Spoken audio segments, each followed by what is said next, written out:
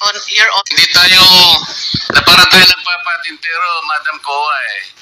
Ang tinatanong napakasimple lang, paano yung inaudit yung cost? Bago po bayaran ng COA yan, pipirma ang resident auditor.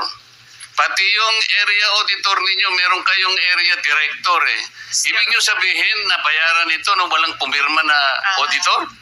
Your Honor, ganito po yung procedure natin. Wala na po tayong pre-audit, kaya po ang nagbabayad ay ang pumipirma na lang po. Wala akong pakialam sa pre-audit. I'm not asking you about the pre-audit. Meron kayong post-audit eh. Yes, Your Ito Honor. nangyari, ghost project eh. Opo. Tapos na tapos pero walang nangyari. Ang tinatanong namin sa iyo, sino ang pumirma? Bago mapirmahan yun, merong certificate of acceptance, merong certificate of completion, pipirma ang resident auditor. Hindi po pipirma ang resident. Anong gagawin ng Your COA? Honor. Post-audit nga lang po. Kaya po... Ano nga yung post-audit? In your charter, Opo. magkaintindihan tayo.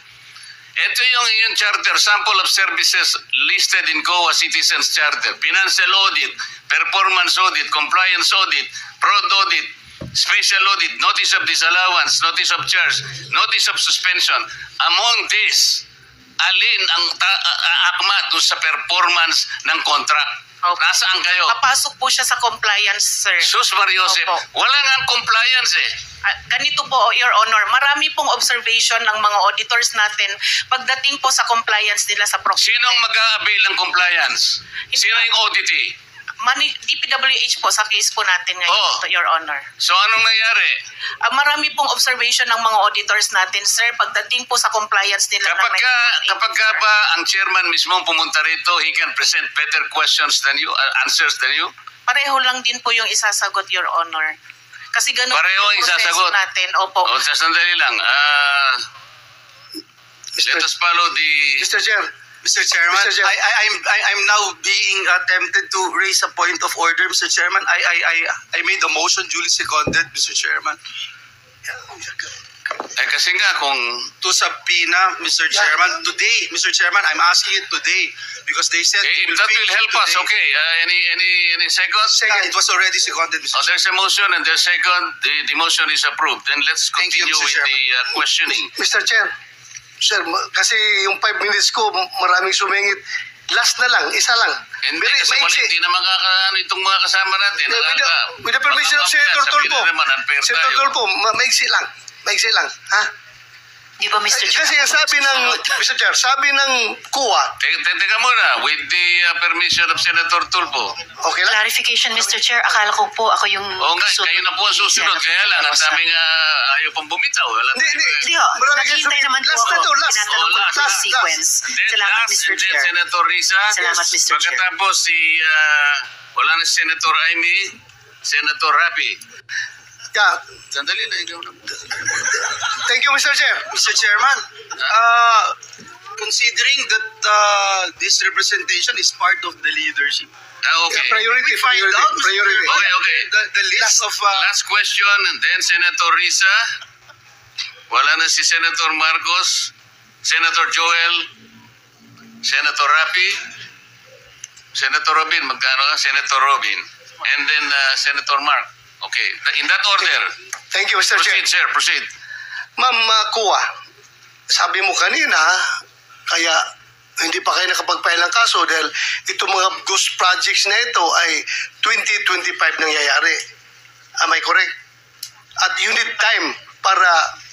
Sir, for Makapag-file ka. clarification, isa po doon sa mga ghost projects na na-mention, sir, ay 2025. Pero sa iba po, hindi ko po masigurado kung anong taon. Okay, ganito. According to COA Annual Audit Report 2023, 2023 ito, it was observed that various infrastructure projects with aggregate cost of 5.716 billion were declared as 100% complete. On the report on publicized government programs, projects, and activities, and project status monitoring reports of DPWH implementing offices despite the deficiencies or defects noted upon actual inspection and validation thereof. Ibig sabihin po, sa regular annual audit ng COA, nakikita na ang mga mali-maling report ng District Engineering Office ng DPWH. So itong mga 2023 na mga problema, wala pa kayo napailan ng kaso nito? Your Honor, yung iba po dyan kasi, kinorek na nung contractor yung mga noted deficiencies. Yung iba naman po, nagbayad na po yung mga persons liable. At doon sa mga nakorek, kahit nakorek po, meron din pong mga pinataw or nakolektang liquidated damages po. So, meaning wala talaga nakasuhan kasi naayos nila. Naayos nila ito lahat. Kasi 5.716 billion pesos na projects. Sabi maraming deficiencies.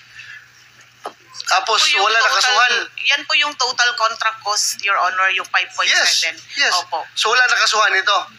Itatanong ko po kasi, Your Honor, consolidation po yan sa lahat ng regional and district engineering offices. Yes, I hope, ma'am. That's your mandate. That's your mandate. Kukunin po namin sa mga regional auditors Yeah, po gawin natin po ninyo. kung meron po silang mga finailan po para po dyan. Salamat, Opo, ma'am. thank you po, very Your much. Mr. Chair, I'm done. Thank you, Maraming salamat. Senator Risa. Your turn.